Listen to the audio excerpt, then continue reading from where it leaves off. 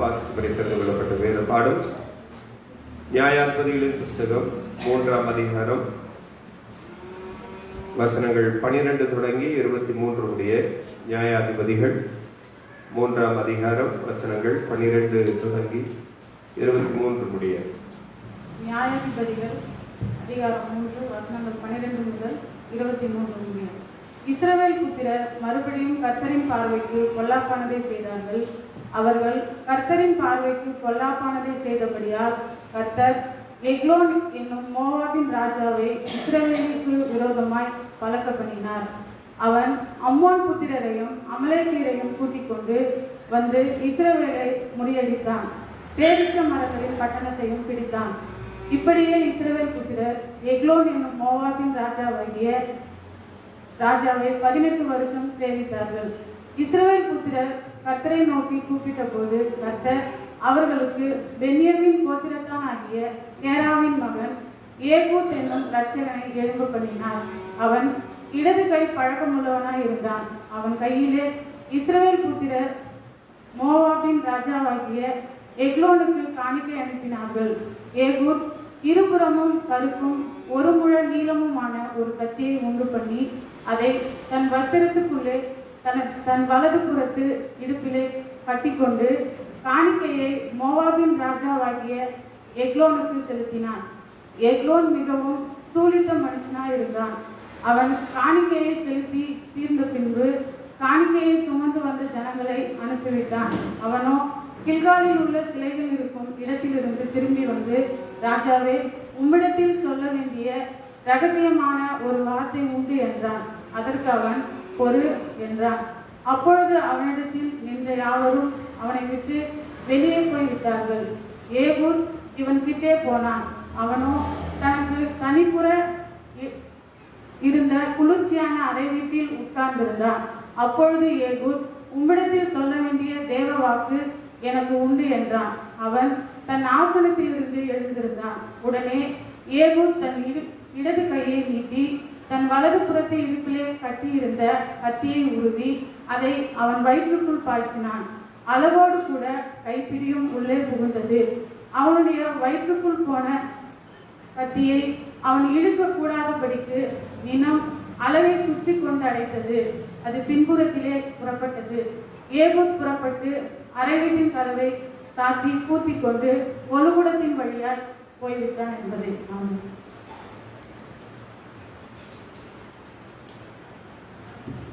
வாசிக்க வேண்டிய வேத பாடு வாசித்தாய்த்து தேவன் தாமே திருவசனங்களை நமக்கு கண்டு ஆசீர்வதித்தருவதாக.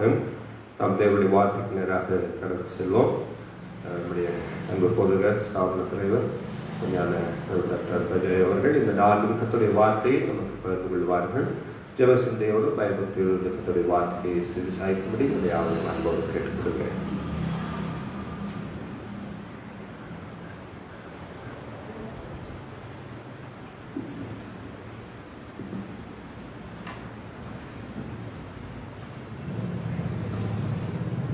கர்த்தருடைய பரிசுத்த நாமம் மகிமைப்படுவதாக. கிறிஸ்து இயேசுவுக்குள் அருமையான போதகர்களுக்கும்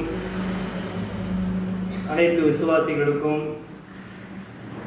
காலை வேளையிலே எனது அன்பான காலை வணக்கத்தை முதலாவது நான் தெரிவித்துக் கொள்கிறேன். கர்த்தர் தாமே நம்மை பாதுகாத்து வழி நடத்துவாராக. வாசிக்க கேட்ட சங்கீதத்திலே 40:17 கடைசி வசனமானது, நான் சிறுமையும் எளிமையுமானவன், கர்த்தரோ என் மேல் நினைவாயிருக்கிறார். தேவரீர் என் துணையும் என்னை விடுவிக்கிறவருமாயிருக்கிறீர். என் தேவனே ஆமதேயாயும். சிறுமையும் எளிமையுமானவன் நான். சிறுமையும் எளிமையுமா இருக்கிற நபரை யாராவது இந்த உலகத்துல நினைச்சுக்கிட்டே இருப்பாங்களா? நினைப்பாங்களாமா? உங்களை நினைக்காங்களான்னு தெரியல. ஏன் நினைக்க மாட்டேங்க? சிறுமையும் எளிமையுமான யாரு நினைக்கின்ற ஒரு நிலையில் நான் இல்லை. ஆனால் ஒருவர் என்னை நினைத்துக் கொண்டே இருக்கிறார். அவர் யாரு?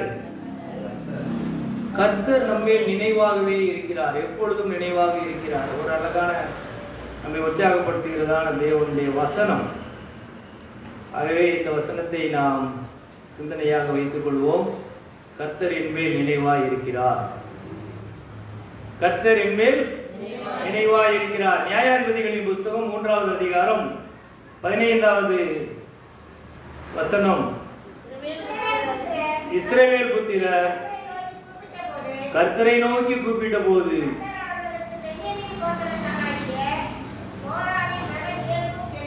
ஏகூத் என்னும் ரட்சகனை எழும்ப பண்ணினார். இடது கை பழக்கம் உள்ளவனாக இருந்தான்.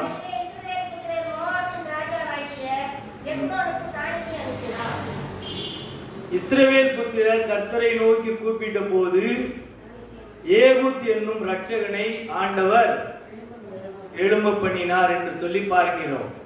தொடர்ச்சியாக நியாயாதிபதிகளின் புஸ்தகத்தில் இருக்கிற நியாயாதிபதிகளை குறித்து நாம் ஆண்டவருடைய வார்த்தைகளை தியானித்துக் கொண்டு வருகிறோம். கடந்த வாரத்திலே என்ன தியானித்தோம்? ஓத்னியேல் என்று சொல்லப்படுகிறதான நபரை குறித்து பார்த்தோம். அதற்கு முன்பாக கிதியோன் என்று சொல்லப்படுகிற ஒரு நபரை குறித்து பார்த்தோம். இன்றைக்கு ஏகூத் என்று சொல்லப்படுகிற ஒரு நபரை குறித்து பார்க்க போகிறோம். ஏகூத் என்று சொல்லப்படுகிறதான இந்த நபர் ஆண்டவரால் இரட்சகராக இஸ்ரவேல் ஜனங்களுக்கு கொடுக்கப்படுகிறார் என்று சொல்லி வசனமானது நமக்கு அழகாக சொல்கிறது. மோவாபின் ராஜாவானவர் 18 வருடங்களாக இஸ்ரவேல் ஜனங்களை என்ன செய்து கொள்கிறார்? அடிமைப்படுத்தி வைத்திருக்கின்ற ஒரு நிலை. இந்த அடிமைப்படுத்தி வைக்கின்ற நிலைக்கு காரணம் என்ன? அல்லது இந்த இஸ்ரவேல் ஜனங்கள் இவ்வளவு கஷ்டங்களை அனுபவிப்பதற்கான காரணம் என்ன என்று சொன்னால், வசனம் அழகாக சொல்கிறது. இஸ்ரவேல் புத்திரர் மறுபடியும் கர்த்தரின் பார்வைக்கு பொல்லாப்பானதை செய்தார்கள். அப்ப ஆண்டவருடைய பார்வைக்கு பொல்லாப்பான காரியங்களை நாம் செய்யும் பொழுது நமக்கு என்ன கிடைக்கின்றது? தண்டனை கிடைக்கின்றது. நிறைய பேர் என்ன சொல்றாங்க? நம்முடைய பொல்லாத வழியை பத்தி யோசிப்பதில்லை. ஏன் நான் இவ்வளவு கஷ்டங்களையும் தண்டனைகளையும் துன்பங்களையும் அனுபவிக்கிறேன் என்ற கேள்வியை நாம் கேட்கிறேமே, அந்த கேள்விக்கு பதில் கொஞ்சம் யோசித்து பார்க்க வேண்டும்.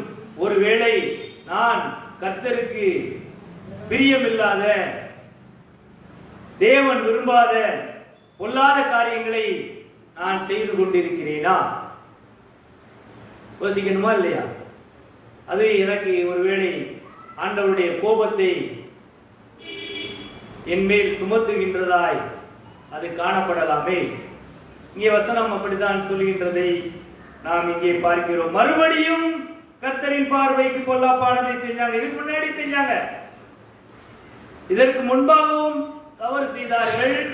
ஆண்டவருடைய பார்வைக்கு விரோதமான காரியங்களை செய்தார்கள். அதன் பிறகு துன்பங்களை அனுபவித்தார்கள். அதன் பிறகு ஆண்டவரை நோக்கி கூப்பிட்டார்கள். ஓத்னியேல் என்று சொல்லப்படுகின்ற ஒரு நியாயாதிபதியை ஆண்டவர் அனுப்பினார். தேசம் அமைதியாக இருந்தது. மறுபடியும் கொஞ்ச நாள் நாம் யாருடைய பிள்ளையாக வாழ்ந்து கொண்டிருக்கிறோம்? கொஞ்ச நாள் பார்த்தீங்கன்னா பைபிள் வாசிப்பதும், ஜெபம் பண்ணுவதும், ஆலயத்துக்கு வருவதும், காணிக்கைகள் கொடுப்பதும், நம்மள மாதிரி உற்சாகமான ஒரு ஆள் யாருமே இருக்க மாட்டாங்க. அந்த கொஞ்ச நாட்கள் கழிந்து அப்படியே நாட்கள் போக போக மறுபடியும் நம்ம எங்கிருந்து வந்தோமோ அங்கேயே போய் நிற்கிறவர்களாக நாம் காணப்படுகின்றோம். அதை ஆண்டவர் விரும்பல. முடிவு பரியந்தம் நிலை இருப்பவனே ரட்சிக்கப்படுவான். முடிவு பரியந்தம் நான் நிலை இருக்க வேண்டும். முடிவு பரியந்தம் என்னுடைய ரட்சிப்பை நான் காத்துக் கொள்ள வேண்டும். நான் நன்மை செய்ய வேண்டும் என்றுதான் விரும்புகின்றேன்.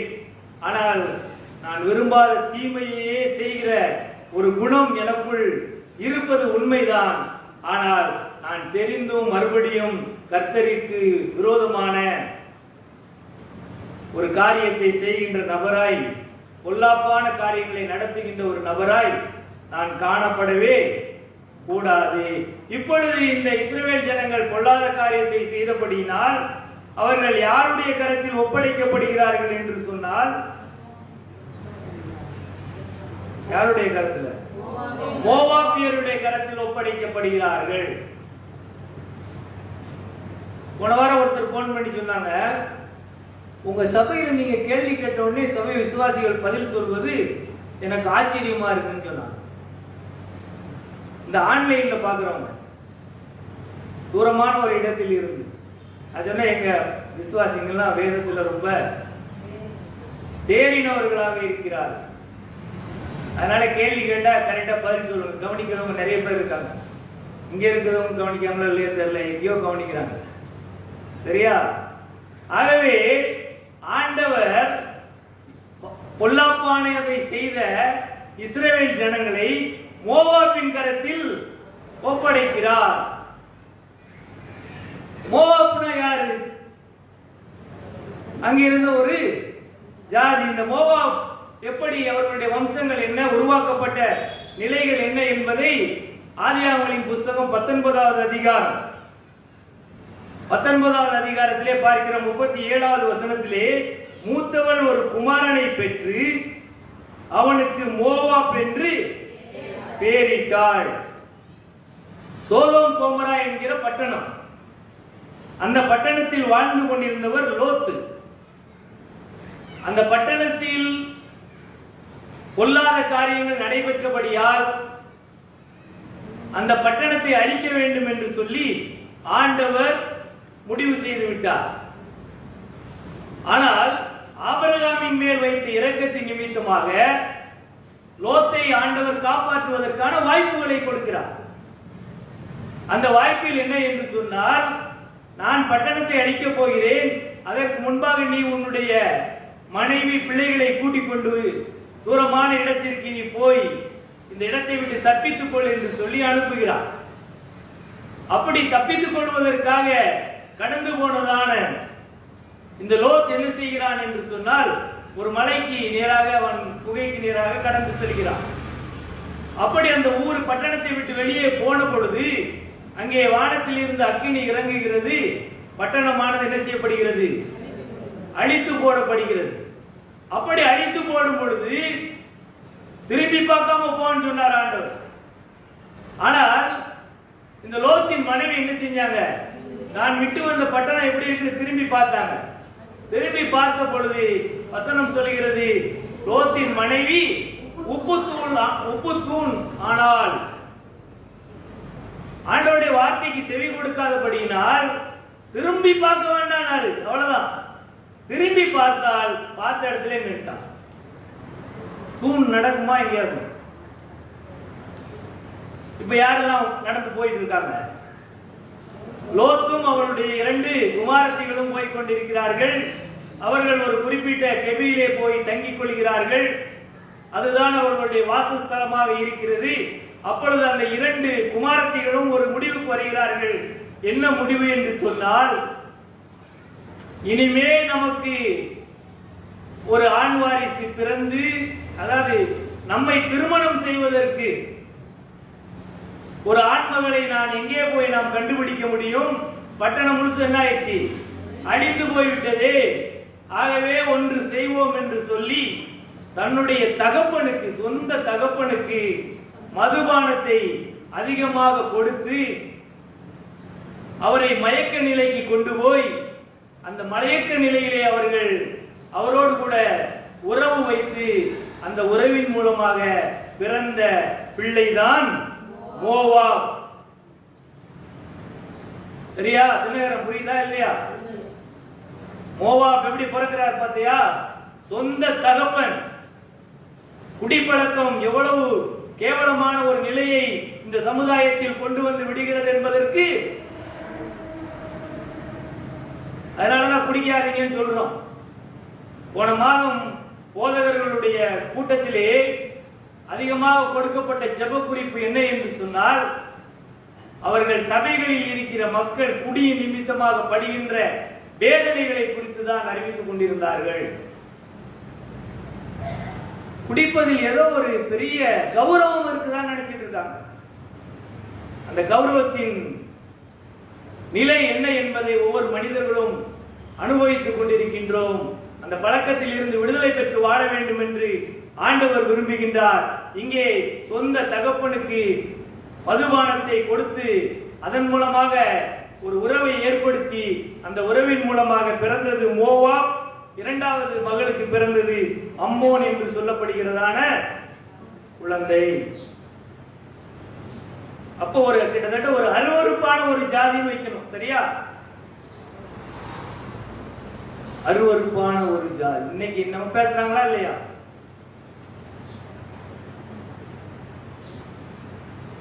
இஸ்ரவேல் ஜனங்கள் தேவனால் தெரிந்து கொள்ளப்பட்டவர்கள். என் ஜனம் சொல்றார் ஆண்டவர்ல. நான் இப்ப வாசி கேட்ட சங்கீதத்தில் என்ன சொல்றாரு? உங்கள் மேல் நான் நினைவாயிருக்கிறேன் என்று சொல்லுகிறார். என்ன பாட்டு பாடுனீங்க? நீரே என்னுடைய பங்குன்னு பாடினீங்கல்ல. நீரே என்னுடைய பங்கு என்று பாடினீர்கள். இவ்வளவு நம்மை நேசிக்கின்ற ஆண்டவர் நாம் பொல்லாத வழியிலே போனபடியினால் நம்மை யாரிடத்தில் கொண்டு போய் கொடுக்கிறார்? ஒரு அருவருப்பான மனிதனின் கரத்தில் அடிமையாய் ஒப்பு கொடுக்கின்றதை நாம் பார்க்கின்றோம். 18 வருஷம், எத்தனை வருஷம்? 18 வருடங்கள் அவர்கள் அங்கே வேதனைகளை அனுபவித்துக் கொண்டிருக்கிறார்கள். யோசிச்சு பாருங்க, எப்படிப்பட்டதான ஒரு சமுதாயத்திற்கு நாம் ஒப்பு கொடுக்கப்பட்டவர்களாய் காணப்படுகின்றோம். இந்த ஏகூத் என்று சொல்லப்படுகிறதான இந்த நியாயாதிபதியின்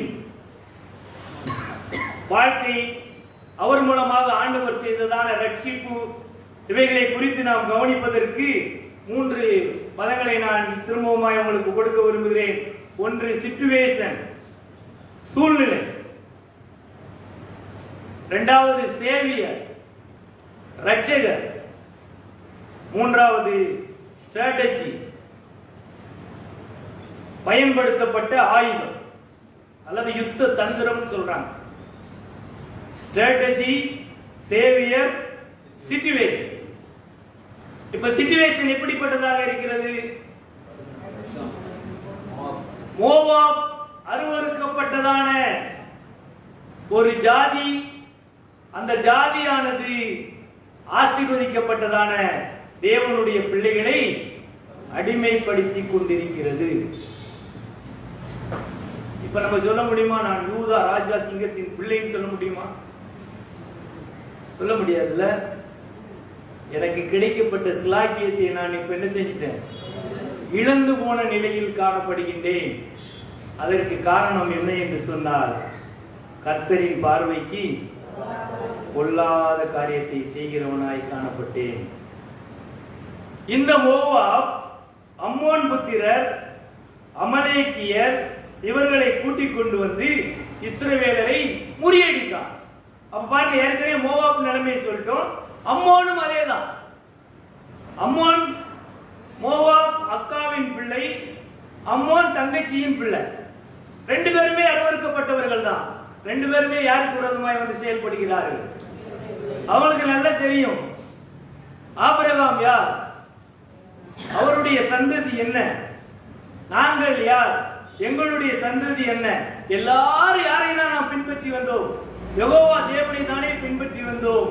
ஆனால் இப்பொழுது பின்வாங்கி போய் அருவருக்கப்பட்டவர்களாய் காணப்படுகின்றோம். பின்வாங்கி போயிட்டோம்னா பேக் ஸ்லைடிங் கிறிஸ்டியன்ஸ்.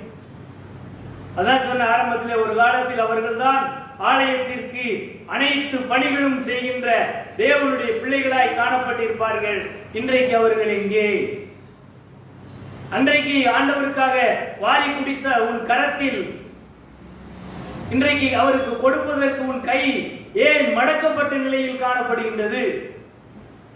உன்னை அப்படியே கை விட்டுட்டாரா? அவரு உன்னை ஆசீர்வதிக்காமல் விட்டு விட்டாரா? உனக்கு சோறு போடாமல் இருக்கிறாரா? உனக்கு உடை கொடுக்காமல் இருக்கிறாரா? நீ இருப்பதற்கு இடம் கொடுக்காமல் இருக்கிறாயா? எல்லாம் உனக்கு அதிகமாய் கொடுத்து கொண்டுதான் இருக்கிறாரு. ஏன் உன் கரம் மாத்திரம் சுருங்கி போச்சு? அன்னைக்கு நீட்டிக் கொண்டிருந்த கரம் இன்றைக்கு சுருங்குவதற்கு காரணம் என்ன? பொல்லாத காரியங்களை செய்யும் பொழுது, கர்த்தருக்கு பிரியமில்லாத காரியங்களை செய்யும் பொழுது அந்த வாஞ்சையெல்லாம் நம்ம விட்டு தானாகவே செய்து அப்படியே மறைந்து போய் விடுகின்றதை பார்க்கின்றோம். ஆனால் இன்றைக்கு கால வேளையிலே ஆண்டவர் நம்மோடு கூட பேசுகிறார். சிச்சுவேஷன் என்ன என்று சொன்னால், இஸ்ரவேல் ஜனங்கள் அருவருக்கப்பட்ட ஜாதிகளுக்கு அடிமைகளாய் வாழ்ந்து கொண்டிருக்கிறார்கள். எவ்வளவு வேதனையான ஒரு காரியம் பாருங்க. இவர்களை இந்த அடிமைத்தனத்தில் இருந்து விடுதலையாக்க வேண்டும். பேரீச்ச மரங்களின் பட்டணத்தையும் பிடித்தார்கள் போட்டு. எரிகோ, பேரீச்ச மரங்களின் பட்டணம் என்பது எரிகோ பட்டணம். அந்த பட்டணத்தையும் என்ன செஞ்சிட்டாங்க? பிடிச்சு, எல்லாத்தையும் பிடிச்சிட்டு 18 வருஷமாய் இவர்களை துன்பப்படுத்தி கொண்டிருக்கிறார்கள். ஆனால் இந்த துன்பத்தின் மத்தியில் இவர்களை எப்படியாவது காப்பாற்ற வேண்டும். காரணம் என்ன என்று சொன்னால், இஸ்ரவேல் புத்திரர் கர்த்தரை நோக்கி கூப்பிட்ட போது, இவ்வளவு மோசமான ஒரு நிலையில் இருந்தாலுமா நீ ஆண்டவரை நோக்கி கூப்பிடும் பொழுது அவர் உனக்கு செவி கொடுக்கின்ற தேவனாய் காணப்படுகிறார். அதுதான் ஆண்டவருடைய அன்பு. எவ்வளவு கெட்ட மனிதனாக காணப்பட்டாலும்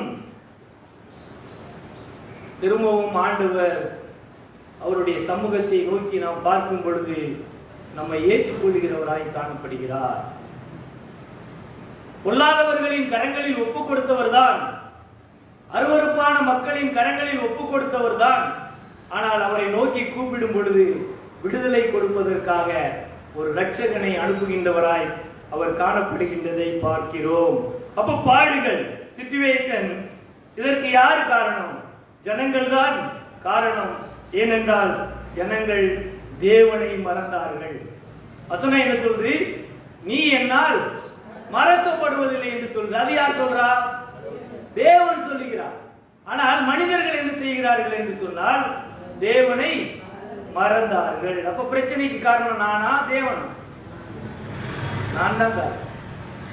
என்னுடைய வாழ்வின் ஆசீர்வாதத்தை இழந்து செல்வதற்கு காரணம், அடிமைப்படுத்தப்படுவதற்கு காரணம், துன்பங்களை அனுபவிப்பதற்கு காரணம் நான் தான். நான் ஆண்டவரை குறை சொல்ல முடியாது. ஏனென்றால் அவர் என்னை மறக்கிற ஆண்டவர் அல்ல. நானோ சிறுமையும் எளிமையுமானவன், கர்த்தரோ என் மேல் அவர் என்னை நினைக்கிற ஆண்டவர், நான் அவரை மறக்கிற மனிதன். இப்படி வாழ்ந்துட்டு இருந்தா எப்படி ஆசீர்வாதத்தை பெற்றுக்கொள்ள முடியும்? அதனால கர்த்தரை நினைக்க வேண்டும். ஒருவேளை பின்வாங்கி போயிருக்கலாம், ஒருவேளை இதுவரைக்கும் ஆரம்பத்தில் இருந்த அன்பில் குறைவுள்ளவர்களாய் காணப்படலாம். இந்த வார்த்தையை கேட்கும் பொழுது திரும்பி வந்துருங்க, ஆண்டவரிடத்திலே திரும்பி வாருங்கள், அவரை நோக்கி நீங்கள் கூப்பிடுங்கள். அவர் உங்களுக்கு ஒரு இரட்சகரை அனுப்புவதற்கு காத்து கொண்டிருக்கிறார். எப்ப என்னுடைய மகன் திரும்பி வருவான் என்று சொல்லி அங்கே தகப்பன் வீட்டிலே காத்து கொண்டிருந்தது போல இப்பொழுதும் நான் திரும்பி வருவேனா? என்னுடைய பொல்லாத வழியை விட்டு நான் அவரை தேடுகிற பிள்ளையாய் மாறுவேனா என்று சொல்லி ஆண்டவர் என்னை அன்போடு தன்னுடைய இரு கரங்களையும் நீட்டினவராய் என்னை வரவேற்பதற்கு காத்து கொண்டிருக்கிறார். அருமையான கர்த்தருடைய பிள்ளைகளே, அவரிடத்தில் திரும்ப வருவதற்கு ஆயத்தமாய் நம்மை அவருக்கு நாம் ஒப்பு கொடுப்போம். அப்போஸ்தலர் 5வது அதிகாரம் 3வது வசனத்திலே அனனியா சப்பிராள் என்று சொல்லப்படுகிற ஒரு குடும்பத்தினர் தவறு செய்கிறார்கள். என்ன தவறு செய்கிறார்கள் என்று சொன்னால், ஒரு நிலத்தை விற்பனை செய்கிறார்கள். அந்த விற்பனை செய்த பணத்தை ஒரு பகுதியை எடுத்து மறைத்து வைத்து விடுகிறார்கள். மறைத்து வைத்த பணத்தை மறைத்து வைத்துவிட்டு ஆலயத்தில் வந்து அங்கே இருக்கிறதான ஊழியக்காரர்கள் கரங்களிலே காணிக்கை கொடுக்கும் பொழுது அங்கே ஊழியக்காரர் கேள்வி கேட்கிறார். பேதுரு கேட்கிறார், இந்த நிலத்தை இவ்வளவுக்கு தான் நீங்க வித்தீங்களான்னு கேட்கிறார். அப்படி கேட்கும் பொழுது அவர்கள் என்ன சொல்கிறார்கள் என்றால், இவ்வளவுக்கு தான் நாங்கள் வித்தோங்கிறாங்க. அவர்கள் மறைத்ததை மறைத்து விட்டார்கள். ஆனால் அவர்கள் மறைத்ததை யார் வெளிப்படுத்தினார்? பரிசுத்த ஆவியானவர் வெளிப்படுத்துகிறார். அவர் சொல்றாரு, பரிசுத்த ஆவியினிடத்தில் பொய் சொன்னார்கள். அதனுடைய பலன் என்ன? இதுதான் இன்றைய சிச்சுவேஷன். நான் தவறு செய்து கொண்டு நான் பரிசுத்த ஆவியானவரை குறை சொல்கிறவனாய் காணப்படுகின்றேன். அதற்கு பலன் மரணம். ஆனால் இன்றைக்கு அவருடைய இரக்கத்தினால் வாழ்ந்து கொண்டிருக்கிறோம், அவருடைய கிருபையினால் வாழ்ந்து கொண்டிருக்கிறோம். ஒரு பொய்க்கே ஒரு மரணம் என்று சொன்னார். வாழ்க்கையே பொய்யா இருக்கிற என்னுடைய வாழ்க்கை எத்தனை மரணம் நான் சந்திக்க வேண்டியிருக்கும்? எத்தனை மரணத்தை நீங்கள் சந்திக்க வேண்டியிருக்கும், எத்தனை காரியங்களில் ஆண்டவருக்கு பிரியமில்லாத காரியங்களை செய்கிறவர்களாக இருக்கிறோம். எல்லாத்துக்கும் தண்டனை கொடுத்தா என்ன ஆகும்? யாத்ராகமம் 32வது அதிகாரம் 35வது வசனத்திலே ஆரோன் என்று சொல்லப்படுகின்றதான தேவனுடைய மனிதன் ஒரு கன்றுக்குட்டியை உருவாக்குகிறார். சீனாய் மலையிலே அங்கே ஆண்டவர் 10 கற்பனைகளை எழுதி கொடுத்து கொண்டிருக்கிறார் மோசே. மலைக்கு போனதான மோசேக்கு என்ன நடைபெற்றது என்று தெரியவில்லை. ஆகவே எங்களை எகிப்து தேசத்தில் இருந்து வழிநடத்தி வருகின்ற இறைவன் யார், அவரை நீ எங்களுக்கு காட்ட வேண்டும் என்று சொல்லி ஜனங்கள் ஆரோனோடு போராடி கொண்டிருக்கிறார்கள். அப்ப ஆரோன் என்ன சொல்றாரு, உங்ககிட்ட இருக்கிற பொன் வெள்ளி எல்லாத்தையும் எடுத்து பொண்ணுங்களை எல்லாம் கொண்டு வாங்கங்கிறாங்க. எல்லாம் கழுத்து கால போட்டுக்க, மூக்குத்தி கம்மல் எல்லாத்தையும் கழட்டி போட்டு எல்லாத்தையும் நெருப்பு போட்டு அதுல ஒரு கன்றுக்குட்டியை உருவாக்கி அவன் சொல்ற இந்த கன்றுக்குட்டி தான் அவங்களை கொண்டு வந்ததுட்டான். இப்ப ஜனங்கள்லாம் என்ன செய்ய ஆரம்பித்து விட்டார்கள், கன்றுக்குட்டியை வணங்க ஆரம்பித்து விட்டார்கள். அங்கே மலையில் என்ன நடைபெற்றுக் கொண்டிருக்கிறது? தேவனாகிய கர்த்தர் மனிதர்களின் வாழ்க்கைக்கு எப்படி வாழ வேண்டும் என்பதை குறித்த 10 கற்பனைகளை எழுதி அங்கே மேன்மையான காரியம் நடைபெற்றுக் கொண்டிருக்கிறது. இங்கே இழிவான காரியம். பொல்லாதவர்கள் யாரு? ஆண்டவரா மனிதர்களா? மனிதர்கள். தேவனால் படைக்கப்பட்ட சிருஷ்டிகள் தான் பொல்லாதவர்களாய் காணப்படுகிறார். எங்களுக்கு முன் செல்லும் தெய்வங்களை உண்டு பண்ணு. ஆண்டவர் சொல்றார், ஜனங்கள் தங்களை கெடுத்துக் கொண்டார்கள், இறங்கி போ. ஆகவே என் வாழ்க்கையில் வருகின்ற பாடுகளுக்கு, இதைத்தான் நான் உங்களுக்கு சொல்ல வரேன், நான் அனுபவிக்கின்ற பாடுகளுக்கு இறைவன் காரணம் அல்ல, நானே காரணம். என்னுடைய தவறுதான் காரணம். ஆகவே இப்படி தவறு செய்கின்றதான மனிதன் ஒரு குறிப்பிட்ட நாள் வரும் பொழுது கர்த்தரை நோக்கி கூப்பிட ஆரம்பிக்கிறார். இஸ்ரவேல் புத்திரர் கர்த்தரை நோக்கி கூப்பிடுகிறார்கள். அப்படி ஒரு மனிதன் மனம் திரும்பி ஆண்டவராகிய தேவனை நோக்கி கூப்பிடும் பொழுது ஆண்டவர் என்ன செய்கிறார் என்று சொன்னால், அவனுக்கு ஒரு இரட்சகரை அனுப்புகிறார், அல்லது ஒரு உதவியாளனை அனுப்புகிறார். இன்றைக்கு நமக்கு இரட்சகராக யார் இருக்கிறார்? இயேசு கிறிஸ்து என்னுடைய இரட்சகர். பரிமளா, இயேசு கிறிஸ்துவின் இரட்சகர், மறந்துடக்கூடாது. இயேசு உன்னை ரட்சிப்பதற்காக அவர் எப்படி இரட்சகராக உனக்கு வந்தார்? வானத்தில் இருந்து இறங்கினார், பூமியிலே வாழ்ந்தார், தான் தேவன் என்பதை பல அற்புதங்களின் மூலமாக வெளிப்படுத்தினார். கடைசியிலே கல்வாரி மலையிலே உனக்காக சிலுவையில் அடிக்கப்பட்டு அந்த சிலுவையில் சிந்தின இரத்தத்தின் மூலமாக உன்னை ரட்சிக்கின்ற மீட்பராய் இன்றைக்கு காணப்படுகிறார். இயேசு கிறிஸ்துவின் இரத்தம் சகல பாவங்களையும் நீக்கி நம்மை சுத்திகரிக்கின்றது. இயேசு என்று பெயரிடுங்கள். இயேசு என்றால் தம்முடைய ஜனங்களின் பாவங்களை நீக்கி ரட்சிக்கிறவர். அந்த விதமாய் ஆண்டவர் பிதாவாகிய தேவன் பொல்லாத வாழ்க்கை வாழ்ந்து கொண்டிருந்த நான் மனம் திரும்பி அவரை நோக்கி கூப்பிட்ட பொழுது என்னை ரட்சிப்பதற்காக என் இரட்சகரை அனுப்புகிறார். அவரிடத்தில் வருகிற எவரையும் புறமே தள்ளுகிறவர் அல்ல. வியாதியஸ்தர்கள் வந்தார்கள், பேய் பிசாசு பிடித்தவர்கள் வந்தார்கள், நிம்மதியை இழந்தவர்கள் வந்தார்கள், வருத்தப்பட்டு பாரம் சுமக்கிறவர்களே நீங்கள் எல்லாரும் என்னிடத்தில் வாருங்கள், நான் உங்களுக்கு இளைப்பாறுதல் தருவேன் என்று சொல்லி அங்கே ஆண்டவராகிய இயேசு கிறிஸ்து நமக்கு ரட்சிப்பை கொடுக்கிறவராய் காணப்படுகின்றார். பாருங்க, அருமையான கர்த்தருடைய பிள்ளைகளே, இதுவரைக்கும் நடந்தது என்ன? இப்பொழுது நான் அனுபவித்துக் கொண்டிருக்கின்ற நிலை என்ன? இவைகளிலிருந்து நான் விடுதலை பெற வேண்டும் என்று சொன்னால் நான் கர்த்தரை நோக்கி கூப்பிட வேண்டும். கூப்பிடும் பொழுது அவர் எனக்கு ஒரு இரட்சகரை கொடுப்பார். அந்த விதமாய் இஸ்ரவேல் ஜனங்கள் கூப்பிட்ட பொழுது அவர்களுக்கு ஒரு இரட்சகரை கொடுத்தார். அந்த இரட்சகரின் பெயர் தான் ஏகூத். ஏகூத் என்று சொல்லப்படுகிற ஒரு நபரை அவர் கொடுக்கிறதை பார்க்கின்றோம். யாத்ராகமணி புஸ்தகம் 3வது அதிகாரம் 7வது வசனம் சொல்லுகிறது, அப்பொழுது கர்த்தர் எகிப்தில் இருக்கிற என் ஜனத்தின் உபத்திரவத்தை நான் பார்க்கவே பார்த்து ஆளோட்டிகளின் நிமித்தம் அவர்கள் இடுகிற கூக்குரலை கேட்டேன், அவர்கள் படுகிற வேதனைகளையும் அறிந்திருக்கிறேன். 9வது வசனம், இப்பொழுதும் இஸ்ரவேல் புத்திரரின் கூக்குரல் என் சன்னதியில் வந்து எட்டினது, எகிப்தியர் அவர்களை ஒடுக்குகிற ஒடுக்குதலையும் கண்டேன், அவர்களை எகிப்தில் இருந்து அழைத்து வர உன்னை அனுப்புவேன். யாரை அனுப்புவேன் சொன்னாரு?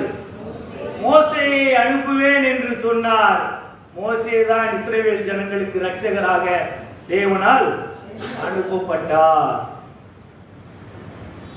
நாம் அவரை நோக்கி கூப்பிடும் பொழுது அவர் நமக்கு செவி கொடுத்து நமக்கு உதவி செய்கிறவராய் காணப்படுகிறார்.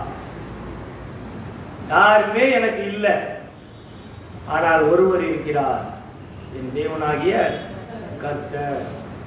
அவர் எனக்கு உதவி செய்வதற்கு காத்து கொண்டிருக்கிறார். ஆனால் நான் அவரை அழைப்பதற்கு நான் ஆயத்தமாக. கூப்பிடாம யாரா கொடுக்கணும்? கேளுங்கள் கொடுக்கப்படும் சொன்னாரு. கேட்காம நான் எப்படி பெற்றுக்கொள்ள முடியும்? பொதுவான காரியங்களை பெற்றுக்கொள்ள முடியும், ஆனால் குறிப்பிட்ட காரியங்களை நான் பெற்றுக்கொள்ள வேண்டும் என்று சொன்னால் கண்டிப்பாக நான் என்ன செய்ய வேண்டும்? கேட்டுதான் ஆக வேண்டும். கேளுங்கள், கேளுங்கள், உங்களுடைய செவிகள் கேட்க வேண்டும். ஆண்டவரை நோக்கி நாம் பார்க்க வேண்டும் என்று சொல்லி விரும்புகிறார். 1 தீமோத்தேயு 1:15 சொல்கிறது, பாவிகளை ரட்சிக்க கிறிஸ்து இயேசு உலகத்தில் வந்தார். யோவான் 3:16 சொல்கிறது. சொல்லுங்க பார்க்கலாம்.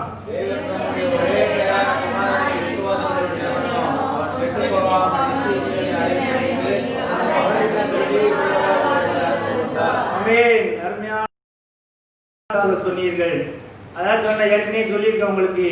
யோவான் 3:16 சொன்னால் கிடைக்கும் கரிசோறு. அதனால யாரும் மறக்காம இருக்கீங்க. அதனால எல்லாருக்கும் கரிசோறு கொடுக்கணும். ஆகவே தேவன் கூப்பிட்ட பொழுது நமக்கு உதவி செய்வதற்கு காத்து கொண்டிருக்கிறார் என்பதை இந்த இஸ்ரவேல் ஜனங்கள் இன்றைக்கு நமக்கு கற்றுக் கொடுக்கிறார்கள்.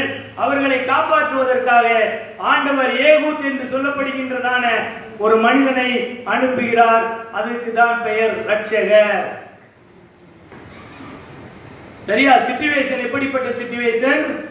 18 வருடங்கள் வனவாசம். இந்த வனவாசத்தில் இருந்து விடுதலை பெற வேண்டும் என்று சொன்னால் உன்னை காப்பாற்றுவதற்கு ஒருவர் வர வேண்டும். அவர் உன்னை காப்பாற்ற வேண்டும் என்று சொன்னால் நீ அவரை நோக்கி முறையிட வேண்டும். உன் பொல்லாத வழிகளை விட்டு நீ அவரை தேட வேண்டும். அப்பொழுது அவர் உனக்கு உதவி செய்கிறவராய் காணப்படுகிறார். இப்ப உதவி செய்ய வருகின்ற ஆண்டவர் அந்த உதவியை எப்படி செய்தார் என்பதை தான் பின்னால் வருகிற வசனங்களிலே நாம் படிக்க போகின்றோம். இந்த ஏகூத் என்று சொல்லப்படுகிற மனிதன் இடது கை பழக்கம் உள்ள ஒரு மனிதன். இடது கை பழக்கம் உள்ளவங்க எத்தனை பேர் இருக்கீங்க? 1 2 பாட்டிமா 3 பாப்பா நான் கொஞ்சம் 4 பேர் இருக்கோம். நாங்க இந்த கையிலிருந்து எடுத்து கொடுக்கறத விட இந்த கையிலிருந்து எடுத்து கொடுக்கறத ரொம்ப ஸ்பீடா வரும் எனக்கு. சில பேர் என்ன நினைப்பாங்க, இவர் என்ன எப்ப பார்த்தா இந்த கை நீட்டுறாருன்னு. அது எனக்கு தெரியல, ஆனா ஆசை நல்லா எழுதணும், படிக்கணும். இடது கை பழக்கம் உள்ள மனிதன் ஏகூத், அவனை ஆண்டவர் அழைக்கிறார். அழைத்து நீதான் இப்பொழுது என்ன செய்ய வேண்டும்? இஸ்ரவேல் ஜனங்களுக்கு விடுதலை வாங்கி தர வேண்டும் என்று சொல்லி அவனை பயன்படுத்துகின்ற விதத்தை பார்க்கின்றோம். அவன் என்ன செய்கிறான் என்று சொன்னால், இருபுறமும் கருக்கும் ஒரு முழ நீளமுமான ஒரு கத்தியை உண்டு பண்ணி அதை தன் வஸ்திரத்துக்குள்ளே தன் வலதுபுறத்து இடுப்பிலே கட்டிக்கொண்டு வாழ்ந்து கொண்டிருக்கிறான். ரெடியா இருக்கிறான்.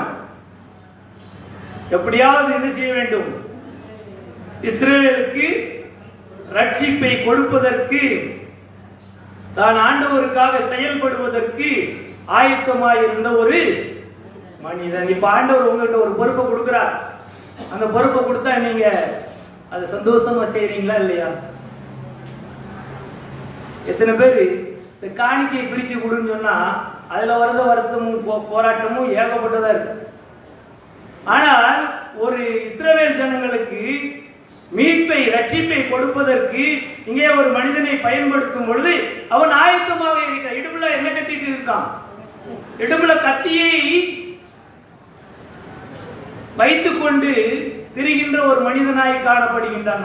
எப்பனாலும் ரெடி, நான் சண்டைக்கு ஆயத்தமா இருக்கிறேன். நீங்க போங்க, திருநெல்வேலி அந்த பக்கம் உள்ள கிராமங்கள்ல போனீங்கன்னா எல்லா பெரியவங்களும் இடுப்புல ஒரு கத்தியை வச்சுட்டு தான் இருப்பாங்க. என்ன நடக்க போகுதுன்னு யாருக்குமே தெரியாது. ஆனா இடுப்புல இருக்கிற கத்தி காலையில் எப்படி மணிப்பசு தூக்கி வைக்கமோ அதே போல என்ன செய்வாங்க? கத்தியை தூக்கி இடுப்புல. அந்த பின்னணியில் இருந்துதான் ஆண்டவராகிய தேவன் எங்களை எல்லாம் என்ன செஞ்சாரு? இந்த வேத புஸ்தகத்தை தூக்கிட்டு போய் தெரு தெருவா அவங்க உன்னைய குத்துவாங்கடா, நீ வாங்கிட்டு வான்னு வச்சிருக்காரு. அவங்க உன்னை பேசுவார்கள், நீ வாங்கிட்டு வான்னு வச்சிருக்கிறார். அவர்கள் உன் தலையின் மேல் ஏறி உன்னை கொட்டுவார்கள், நீ வாங்கிட்டு வான்னு இருக்காரு. நீ நிமிர்ந்துடாத. தேவன் நம்மை ரட்சிக்கிறார், நம்மை பயன்படுத்துகிறார் என்று சொன்னால் அவருடைய சத்தத்துக்கு கீழ்ப்படுகிற மனிதர்களாக இருக்க வேண்டும். இங்கே இந்த மனிதன் ஆயத்தமாக இருக்கிறான்.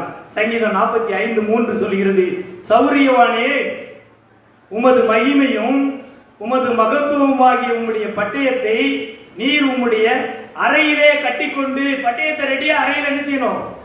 கட்டிக்கொண்டு ரெடியா இருக்கணும்னு சொல்றாரு. அந்த விதமாய் அவன் இருக்கிறதை பார்க்கின்றோம். இப்போ என்ன செய்யணும்னு சொன்னா, இந்த மோவாப் ராஜாவுக்கு இஸ்ரவேல் ஜனங்கள் காணிக்கை கொடுக்க வேண்டும். அடிமைகள் இருக்காங்கல்ல, அடிமைகளாக இருக்கிறபடினால் வரி செலுத்த வேண்டும். அந்த வரியை எல்லா மக்களும் கலெக்ட் பண்ணணும். எல்லாரும் சேர்த்து அந்த வரியை எடுத்துக்கொண்டு போய் யாருக்கு கொடுக்கணும்? ராஜாவுக்கு கொடுக்க வேண்டும். இப்ப இஸ்ரவேல் ஜனங்கள் எல்லாம் என்ன செய்யறாங்கன்னா, அந்த பாருங்க போட்டு இஸ்ரவேல் புத்திரர் மோவாபின் ராஜாவாகிய எக்லோனுக்கு காணிக்கை அனுப்பினார்கள். காணிக்கையை கொண்டு போறாங்க. இப்ப யார் எடுத்துட்டு போறா காணிக்கைனா? ஏகூத் என்று சொல்லப்படுகிற மனிதனும் அவனோடு ஒரு சில பேரும் சேர்ந்து என்ன செய்யறாங்க? அந்த காணிக்கையை கொண்டு போறாங்க. கொண்டு போய் அங்கே ராஜாவுக்கு என்ன செய்கிறார்கள்? அவர்கள் காணிக்கையை கொடுக்கிறார்கள். 17வது வசனம் சொல்கிறது, காணிக்கையை மோவாபின் ராஜாவைய எக்லோனுக்கு செலுத்தினான். எக்லோன் மிகவும் ஸ்தூலித்த மனுஷனா இருந்தான். அப்படி என்றால் ஆங்கில வேதாகமத்தில் போட்டிருக்கு ஃபேட். நல்ல என்னை மாதிரி ஆள் போலவை, தொடர்ந்து கொஞ்சம் அதிகமா இருந்திருக்கலாம். ரொம்ப கொழுப்பு நிறைந்த நல்ல தடிமையான ஒரு மனிதனாய் அவன் காணப்படுகிறான். இப்ப நாம் நம்முடைய தலைப்பு என்னவென்றால் ஸ்ட்ராட்டஜி, யுத்த தந்திரம். ஏகூத் அடாப்டட் ஸ்ட்ராட்டஜி.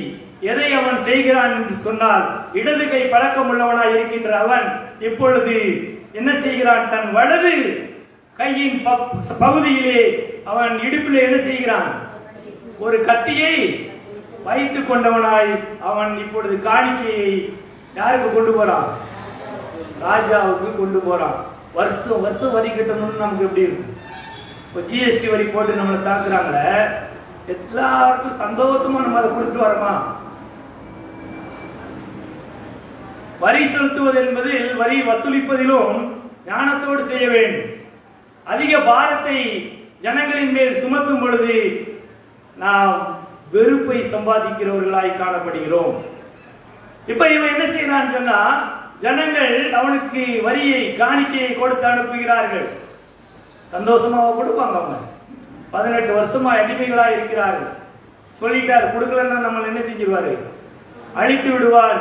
ஆகவே கொண்டு போக வேண்டும் என்று சொல்லி அங்கே காணிக்கையை கொண்டு போறான். அங்க போய் அவங்க காணிக்கையை அவன் கொடுக்கிறான். காணிக்கையை கொடுத்து விட்டு அவன் என்ன செய்கிறான்? அவனோ கில்காலில் உள்ள சிலைகள் இருக்கும் இடத்திற்கு திரும்பி வர்றான். காணிக்கையை கொடுத்துட்டு என்ன செய்யறான்? கில்கால் என்று சொல்லப்படுகிறதான இடத்திற்கு வருகிறான். கில்கால் என்று சொல்லப்படுகிற இடத்தை குறித்து யோசுவாவின் புஸ்தகம் 4வது அதிகாரம் 20 24 வரை உள்ள வசனங்களிலே வாசிக்கிறோம். என்ன வாசிக்கிறோம் என்றால், அவர்கள் யோர்தானில் எடுத்த கற்களை கில்காலிலே நாட்டினார்கள். யோர்தானை என்ன செய்தார்கள்? வெட்டாந்தரையாய் கடந்து வந்தார்கள். அவர்கள் யோர்தானை கடந்த பொழுது யோசுவா சொல்லுகிறார், 12 கோத்திரத்துக்கு 12 கல்லுகள் எடுங்க.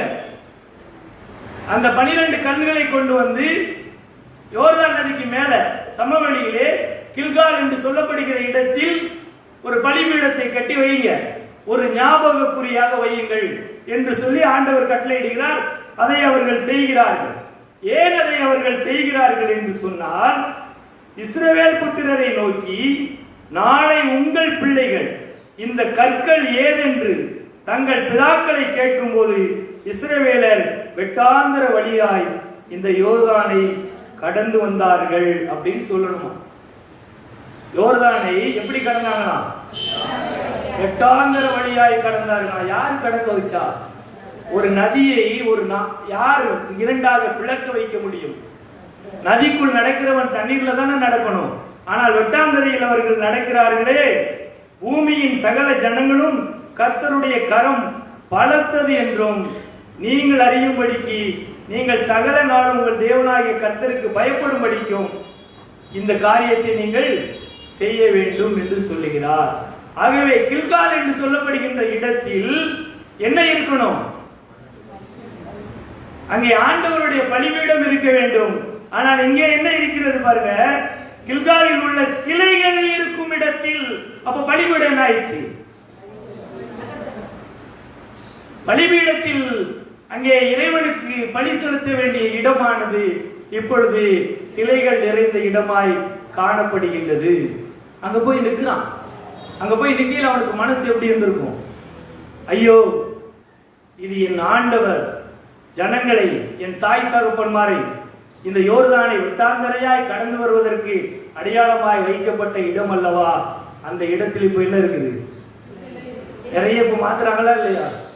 வரலாறுகள் மாற்றப்படுகிறதா இல்லையா? தமிழ் அழிக்கப்படுகின்றதா இல்லையா? ராஜராஜ சோழன் கட்டினதான அந்த அரண்மனையை சமஸ்கிருத வார்த்தைகளை கொண்டு வந்து, இந்தி வார்த்தைகளை கொண்டு வந்து கல்வெட்டுக்குள் புகுத்தி, இதெல்லாம் நீங்க செய்யல, அன்னைக்கே செஞ்சுட்டான்னு சொல்றாங்க. நம்முடைய வரலாறு என்ன செய்யப்படுகிறது?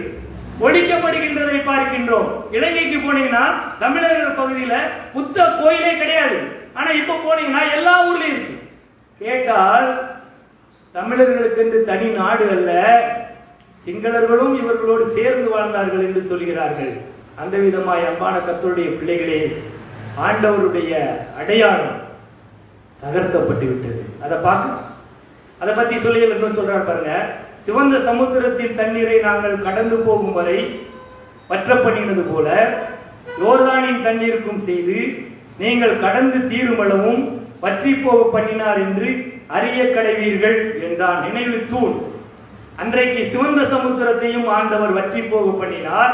இன்றைக்கு யோர்தானையும் வற்றி போக பண்ணினார்.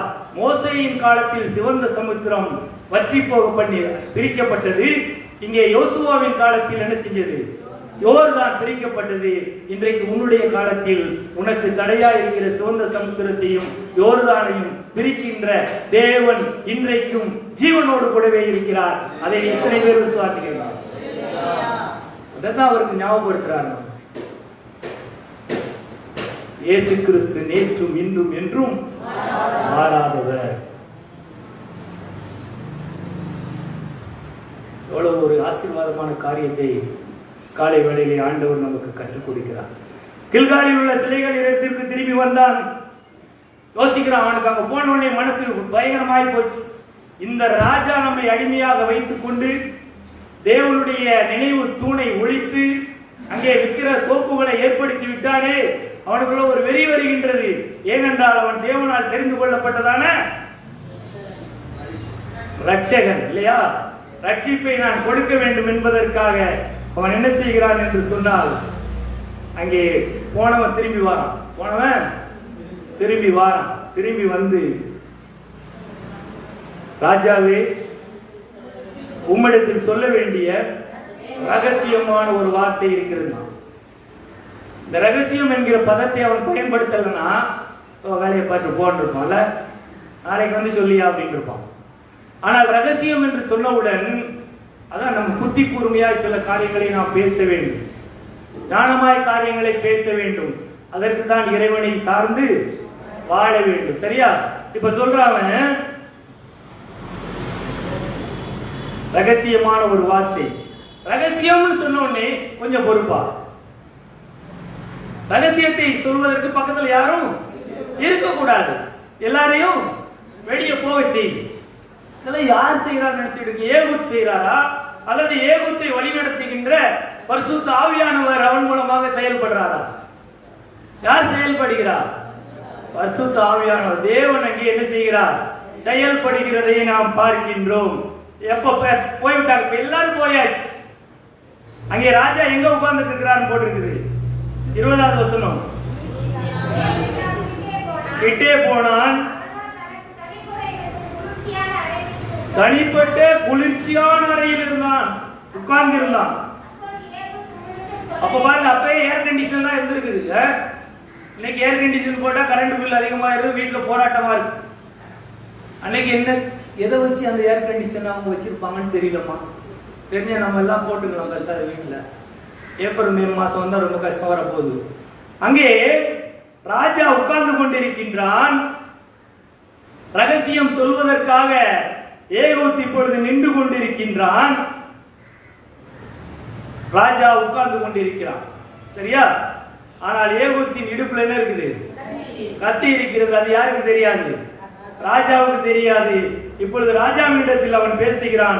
உம்மிடத்தில் சொல்ல வேண்டிய தேவ வாக்கு எனக்கு உண்டு. அந்த வார்த்தையை நீங்க பயன்படுத்த பார்த்துக்காங்க. தேவ வாக்கு, தேவனுடைய வாக்கு உண்டு, நான் உனக்கு சொல்ல போகிறேன். தேவனுடைய வாக்குன்னு சொன்ன உடனே ராஜா என்ன செய்யறான்? ஆசனத்தை விட்டு எழுந்து நிற்கிறான். கர்த்தருடைய வார்த்தை ஒரு மனிதன் என்ன செய்ய சொல்லுது? தலைப்புணிய வைக்குதா இல்லையா? நான் ராஜாவா? நீ சொல்லுன்னு அவனால சொல்ல முடியவில்லை. தேவ வாக்கு என்பது அது வல்லமை உள்ளது. அது ஒரு வித்தியாசமான ஒரு அனுபவம். மோவாப் என்பவன் அருவருக்கப்பட்ட ஒரு மனிதனாய் காணப்பட்டாலும் தேவன் என்கிற பதத்திற்கு அவன் பயப்படுகிறான். அந்த வார்த்தைக்கு பயப்படுகிறான், எழுந்து நிற்கிறான். அவன் அப்படி எழுந்து நிற்கும் பொழுது அங்கே நடைபெறுகின்ற காரியம் என்ன என்று சொன்னால் 21வது வசனத்திலே வாய்க்கிறோம். உடனே இங்க பாருங்கம்மா, உடனே தன் இடது கையை நீக்கி தன் வலது கருத்து எடுத்தான். கத்திய என்ன செஞ்சான்? கத்தியை யாருன்னு பார்க்கல போல, கத்தி மாதிரி தெரியல. இடது கையில வச்சிருந்த கத்தியை எடுத்து வலது கையை வச்சு குத்துனா ஸ்பீடு காணாதுப்பா, இடதுனா அப்படி. அதனால குத்துனா பாரு, வயிற்றுல குத்துனது எங்க வரைக்கும் வந்துருச்சு? பின்னாடி வரைக்கும் வந்துருச்சு. ராஜாக்கு அதுக்கு மேல பதில் பேச முடியவில்லை. ஒரே குத்து ஆளை என்ன செஞ்சிட்டான்? சும்மா எடுத்து எடுத்து நம்மள மாதிரி குத்தின்னு இருக்கலாம். ஒரே குத்து. அதனாலதான் இடது கை வெயிட். சரியா? அதனால அம்மா சொல்லுவாங்க, பாரிஸ்ல நாங்க போய் பணம் எடுத்துன்னு வரதுக்கு போவோம் பேங்க்கு. போயிட்டு வரல, நான் போய் அவங்க இடது பக்கம் போன பாதுகாப்புன்னு நான் நினைப்பேன். அவங்க சொல்லுவாங்க நீ வலது பக்கம் வாங்குவாங்க. ஏன்னு கேட்பேன். எவனாலும் என் பையன் பிடிச்சாங்க ஒரே குத்து அடிமா. அதனால இந்த இடது கைக்கு கொஞ்சம் வலிமை அதிகம் இருக்கிறது. சரியா? அதனால என்ன பண்ணிட்டா? எடுத்தான், ஒரே குத்து குத்துறான் பாருங்க. கத்தியை அவன் வயிற்றுக்குள் பாய்ச்சினான். அளவோடு கூட கைப்பிடியும் உள்ளே புகுந்தது. அவனுடைய வயிற்றுக்குள் போன கத்தியை இவன் இழுக்க கூடாதபடிக்கு தினம் அழகை சுற்றி கொண்டது.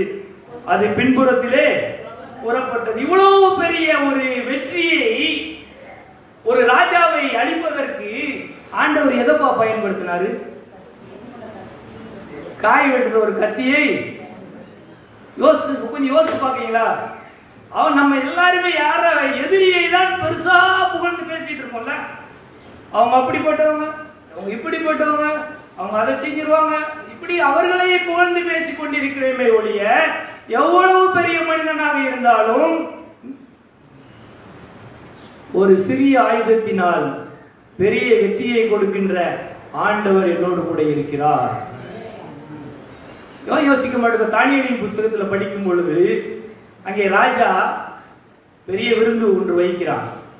அந்த விருந்தில் ஆண்டவருடைய ஆலயத்தில் உள்ளதான பாத்திரங்கள் பயன்படுத்தப்படுகின்றது. எல்லாம் குடிச்சிட்டு இருக்காங்க. அப்ப ஆண்டவர் பாருங்க, அவ்வளவு பெரிய விருந்தில் அவ்வளவு பெரிய ராஜாவும் பிரபுக்களும் அமர்ந்து கொண்டிருக்கின்றதான அந்த இடத்தில் அவர் என்ன பயன்படுத்துறாருன்னா ஒரு வார்த்தை எழுதுறார். என்ன எழுதினாரு?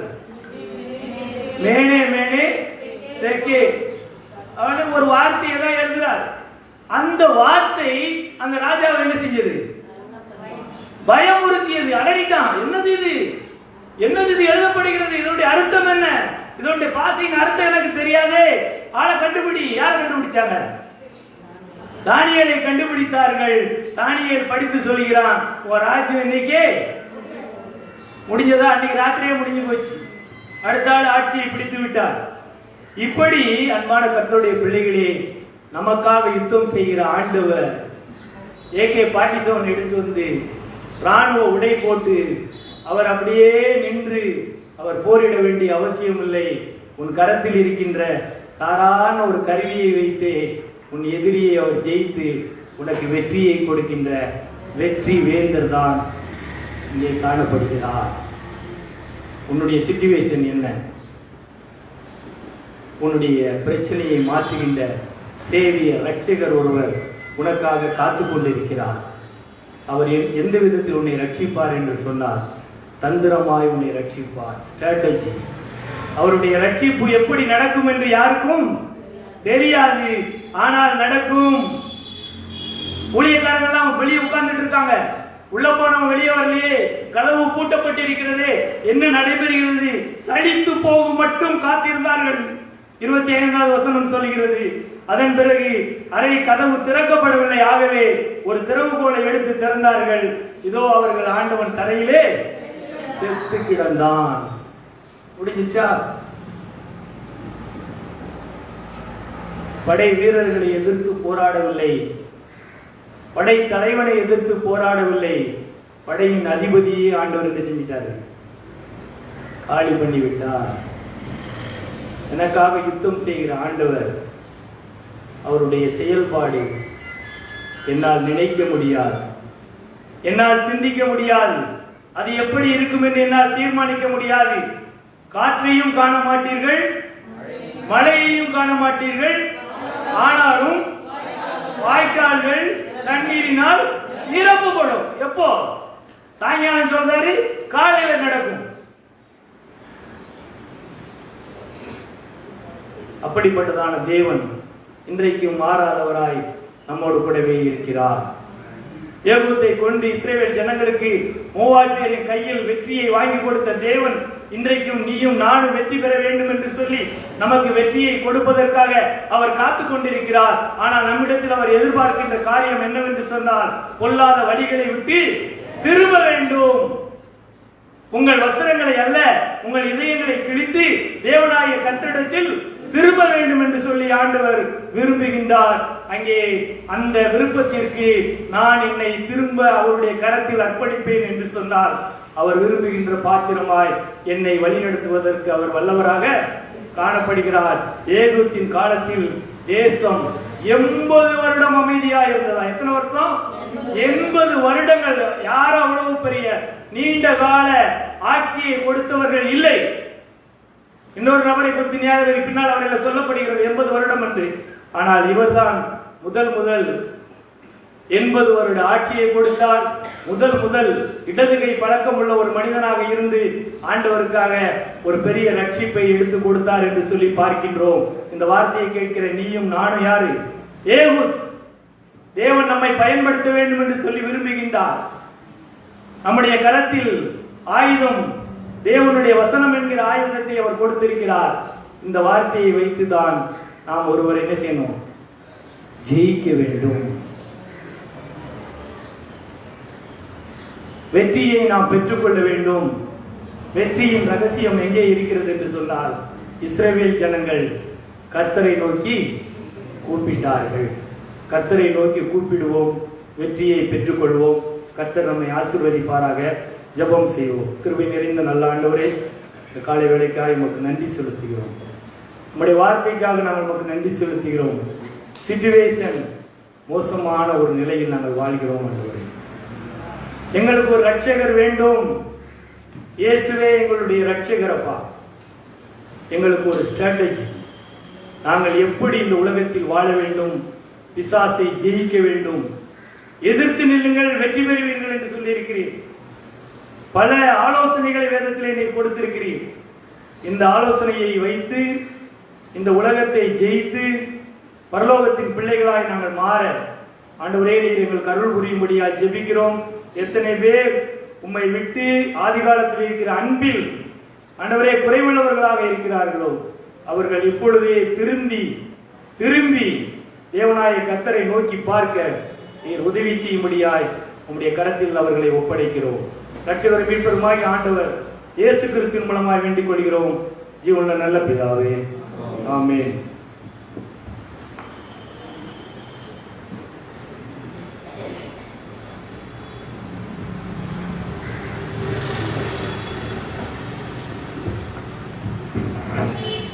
அல்லது ஒரு செய்தியை நாம் கேட்டோம். கர்த்தர் நம்மை ஆசீர்வதிப்பதாக. நம்ம யாவரும் எழுதி நிற்க உடைய பாடல் புஸ்தகத்திலே கீர்த்தனையில 310வது பாடல், கர்த்தரை நம்பியே ஜீவிப்போம், கவலை கஷ்டம்